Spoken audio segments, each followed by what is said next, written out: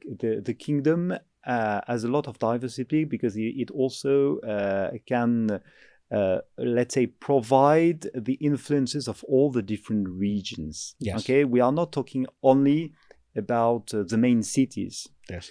We know that, Subcultures. yes, Yeah. a culinary heritage goes far beyond the hotspots.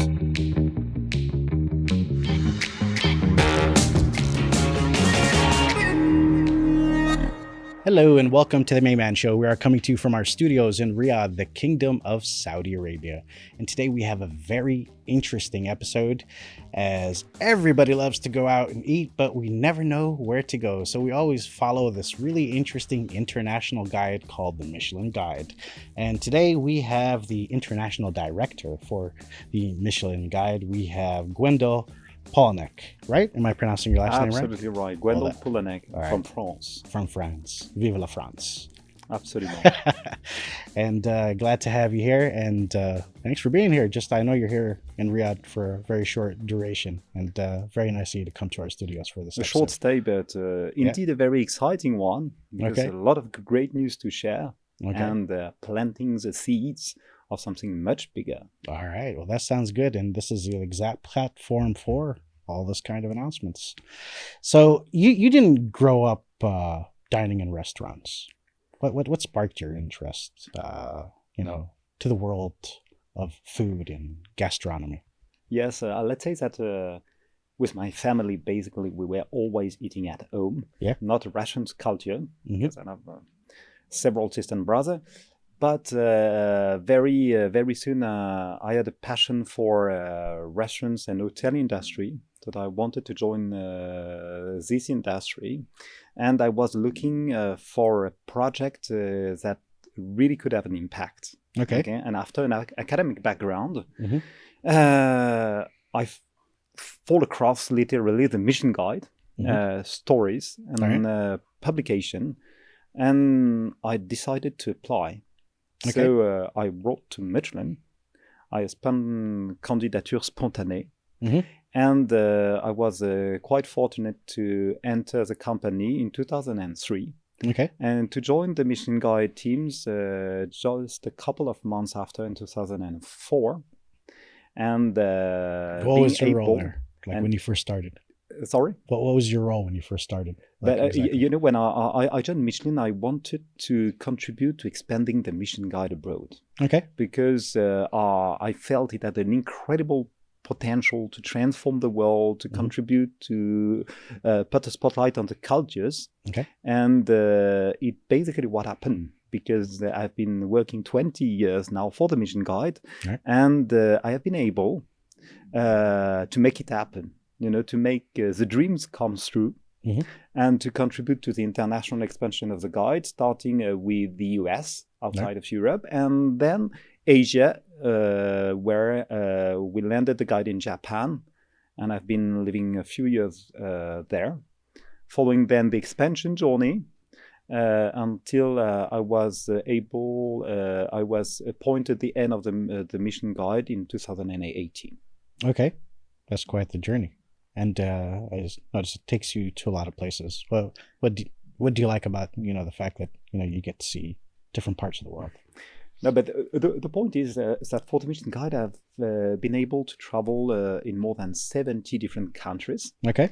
To monitor the evolution of the culinary potential, mm-hmm. to decide where to land the Michelin Guide, right. where to expand the footprint. So to see all the trends, and maybe in a nutshell, because reflecting about my own experience, when I started with the Michelin Guide, one of the questions for us was where to expand. Because there were not so many destinations with a very vibrant and dynamic culinary potential, with mm-hmm. restaurants that were worth to be recognized by the Michelin Guide outside of some places like Japan, for example. Mm-hmm. And today, the challenge I'm facing at the end of the Michelin Guide is more to decide where to go first. Okay. Because the world culinary scene is really booming. Yeah. There are new destinations emerging, some destinations rediscovering their own culinary heritage. Okay. So there is more and more diversity. Mm-hmm. and more than ever, it's worth to travel for eating. Yeah, of course. I mean, food is I'll travel miles for food. So, what criteria do you look for when you say this destination is something we should look into? You know, but when we consider destination, because we have to establish a roadmap. Okay. Because we need to have a gradual plan, not to compromise with the value and the methodology, and we need also to acquire the knowledge of all the different food cultures. So that takes time. But to set up a clear priority, we monitor on the field the evolution of the different food scene. Okay. And back to the Kingdom of Saudi Arabia, what made us decide to move forward was the vibrancy, what is happening. You feel the dynamic, the talent joining the industry, the diversity, and based on what is happening today, and even more on the potential it has to develop in the years to come, right. We decided to move to the next step, which is to publish a Michelin guide selection. It's what we announced yesterday, and this will happen at the end of the year. Okay. With 3 digital releases. All right.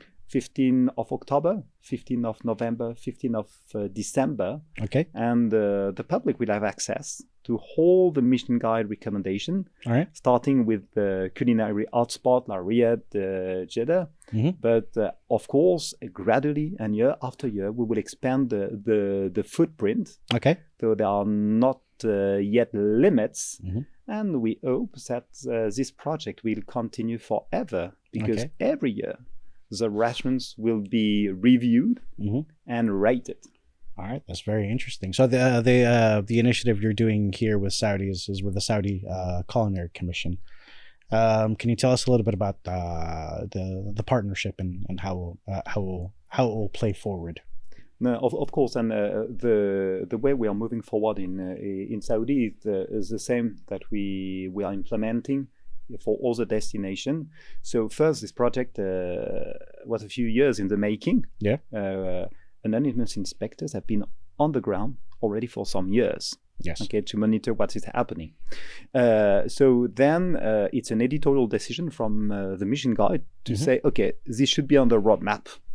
And this destination deserves to be put under the spotlight. Okay. And we engage conversation with local authority and the Culinary Art Commission for support and to make the most of it. Why? Because publishing a selection is great, but amplifying, telling a lot of stories, not only to the local people, but to the world, it's also what we have to do if we really would like to impact the local food ecosystem. Right. So it's what is at stake. Of course, the Michelin Guide remains completely independent because that's the core value and the essence of the guide, is to work not for the industry, not for the chefs, but for the guest. For the foodie. For the foodies, local or international travelers. All right. And in your opinion, what makes Saudi such an interesting value proposition for your typical, foodie or first restaurateurs, I say, people who love to experience restaurants and food and gastronomy? First, I would say that there is still a lot of misconception about Saudi Arabia. Its identity, its authenticity. So I think there are a lot of places that need to be unearthed. Hidden gems that deserve their time to shine. And through the restaurants, we are also putting the spotlight on the culture. All right. So and based on the inspectors' feedback, here what they found is the open-mindedness. Okay, not only you have local restaurants inspired by the culinary heritage, but you have a lot of creativity. You have inspiration from all around the world. All right. So you feel the dynamics, you feel that definitely there is a momentum. And that's the reason why we decided to move forward. Okay. And then, Michelin is like, an independent organization that's dedicated to the culinary scene. And since you're here and you're in talks with the Saudi Culinary Commission, and you see their investments, to highlight tradition, innovation, gastronomy. As a as a leader, what comments do you have about these efforts, and how is it like worthy to be part of what you guys do in Michelin? But in a nutshell, being recognized by the Mission Guide for a destination is a way to be put on the international culinary map. Yeah. Okay. It's setting a clear benchmark because the way we work is the same all across the world. Mm-hmm. We always apply 5 universal criteria. Yeah. Focusing on the quality of the food. Okay. So quality of the products. Yes, there's one. A mastery of cooking techniques, balance and harmony of flavors. All right. Personality as expressed on the plate, Mm-hmm. and last not least, there's a consistency both over time and throughout the menu as a whole. All right. And when you think about the criteria, you can apply the same criteria for all the different food cultures. It can be a simple, local, humble eatery. Yeah. It can be a luxury, sophisticated place. Mm-hmm. What matters for us is the quality of the food experience. And our methodology here will be absolutely the same that the one we apply everywhere to make sure that the recommendation of the Michelin Guide have the same value. Okay. And that we always deserve the trust of the food and travel lovers. So that for us it's essential to be independent, but also to put all the necessary professional resources. I'm talking about the famously anonymous inspector to do the work, because it's a purely human approach. Mm-hmm. And in the world of digital, the Michelin Guide is not an algorithm. Yeah. Okay. It's not a marketplace. Okay. It's professional people that have been trained in the industry, that then have been trained by the Michelin Guide, that are blending the crowd. Okay. Entering the restaurants, mm-hmm. just to assess the quality of the restaurants. They pay, they go. And for us, that's essential to avoid, the bias. Yeah. Any VIP treatment. And what has to be said is that all the inspectors, they work as a team. Mm-hmm. And to publish a selection here, not only we involve inspectors from the region, but also international profile. Okay. Because we need to recognize all the different food styles. Mm-hmm. And here in Saudi, there is more and more diversity. Yes. So from Japanese to Lebanese restaurants, you need the knowledge. Exactly. So this professionalism is really the trademark of the Mission Guide. Okay. So combined with the value, independence, and the methodology, which is based on anonymous visits by professional inspectors. All right. Very interesting approach. So you assumed your role as international director in 2018, and since then there has been a digital evolution and sustainability movement with the Green Star. How do you see these? From your perspective, how do you see these transformations reshaping, the Guide's mission in your view? I think first and foremost, because I think it's also one of the value of the Mission Guide, is the consistency. Yeah. We haven't changed the criteria, but we have the ability to be open-minded. And I think over the past few years, the acceleration of the international expansion of the Mission Guide added a lot and had a lot of impact in the industry. Why? Because we are reaching a wider audience. Okay. Because we are recommending more and more destinations, so putting more, let's say, talented restaurateurs and chefs on the world culinary map. So we definitely have an audience that is growing. Okay. From that perspective, let's say the digital is a real opportunity. Why? Because we have all digital platform like web and app, but also the social networks that contribute, let's say, to amplify, to grow the conversation. There is a real dynamic. Okay. Obviously, all the chefs are also ambassadors, not only of their own cooking style, but of their destination, of their country. Okay. So that's also an important factor that amplifies the impact of the Michelin Guide. And yes, we also believe that we have a role beyond the ratings Okay. to contribute to the transformation of the industry. All right. That's the reason why in 2020 we established the Green Star, Okay. which is a way to put the spotlight on the one that contribute to the transformation. All right. With the gastronomic transition, paying attention to local products, to local communities, to reducing waste, etc., etc. Yeah. But what is at stake is that these people, chefs and teams, are real pioneers. Right. And not only they are willing to inspire their peers, I mean all the chefs, but also their guests and clients. Okay. And let's say that gastronomy has a lot of impact. Chefs have a loud voice, okay? And they can also impact the society. Because when we talk about gastronomy, we talk about good and healthy food. Yeah. We talk about traditions and products. Okay. And the more we create awareness about the topic, the more we can let people know what good food is or could be. Okay. And hopefully lead them to experience by themselves. All right. And then as you mentioned, you've had a key role in expanding Michelin to a lot of international destinations. In your view, what makes a city ready? Like, how do you balance the culinary soul and identity of each destination with Michelin standards? Yes, the Michelin Guide for a city or for destination can be a game changer, as it can be a life changer for the chef. But when we approach a destination, again, it's a no quota approach. So we are really open to recognize the talents, whatever the style, whatever the price range. And how many restaurants, local restaurants, could be listed versus how many international outlets. Yeah. Frankly, I still don't know. This will be the results. Okay.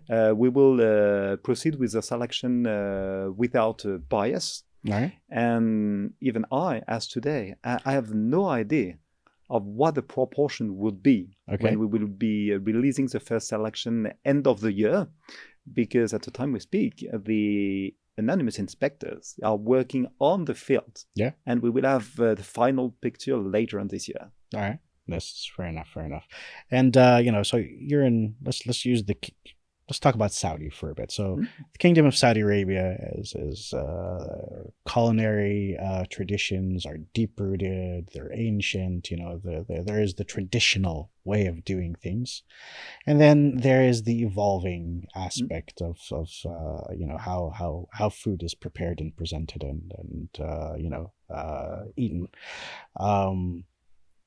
In your short time here, I'm sure you've been here also in other times maybe. What's your impression so far? I think that's a key point.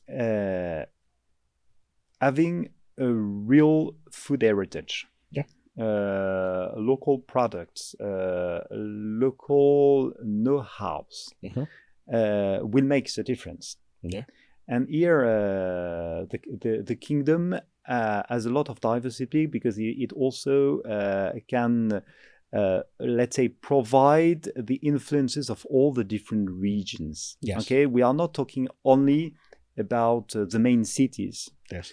We know that a culinary heritage goes far beyond the hotspots, and we feel that there are a lot of roots for the gastronomy here. Yeah. That is all source of inspiration because based on your heritage, you can be traditional or you can be creative. Right. And but you can have something that will make the place authentic and unique. And it's what we do love at the Michelin Guide, because when we recommend places, it's because it's something that you will find nowhere else. Okay. That's a reason to travel for. All right. Okay, back to the Michelin Guide criteria, and from that perspective, Saudi has a lot to offer and truly deserve its place in the world culinary conversation. Okay. And if you had to say what makes, because you're saying ethnic and unique, what pops in your mind when you think about what makes Saudi's culinary scene ethnic and unique? I think it's back to the roots. Yeah. Back to the diversity of the different culinary identities of the regions. Yeah. Because it's where the roots come from. Mm-hmm. It's also related to the culture and their history. Mm-hmm. And there are also wonderful products that need to be showcased because, first criteria, quality of the products. I'm not talking about luxury international products, caviar or turbot. It can be very humble products, but they have to be seasonal. They have to be fresh. All so right. the very good food can also be very affordable. All right. And authenticity for us, it's absolutely key. And it's important that the chef also they focus on delivering authentic experiences. All right. Okay. So let's rewind a bit and go to your experiences when you first started a bit. So your first Michelin meal was in Burgundy. That's true. Yeah. So it was tripe and a whole bowl of mousse. Right? No, frankly, it's a fun memories because when I joined the Michelin Guide teams, it first started by a call and a rendezvous. Yeah. In a train station in Burgundy. I have to be there early in the morning. Yeah. And I met my first anonymous inspectors. Then let introduce me in the métier, and I started my work life with the Michelin Guide with 1 week visiting the restaurants in Burgundy. Okay. And I can tell you, we have been eating a lot and drinking as well. So that was a real introduction to the passion. Okay. And also to the commitment that you need to work for the Michelin Guide. All right. So, what else did that teach you about yourself, though? That you sometimes have to go beyond the limits. Yeah. Okay. Wake up early and go to a random destination. Yeah. Sometimes you last minute. You have to be on the move. Yeah, because you have to travel, and you have to explore and being open-minded. Okay. And open-minded means that even when you have been working for the guy for years, you still need to be curious. You still need to be hungry, and consider that the best meal is maybe just the next one to come. And that's quite important as a sense of exploration and the willingness to discover and then to share are part of the drivers. Okay. And so when we asked around to see if we can get a unique perspective to ask you or just something that not a lot of people would know is, so we found out that you're very known to finish people's plates. So what makes you do that? Is it the curiosity? Is it, what?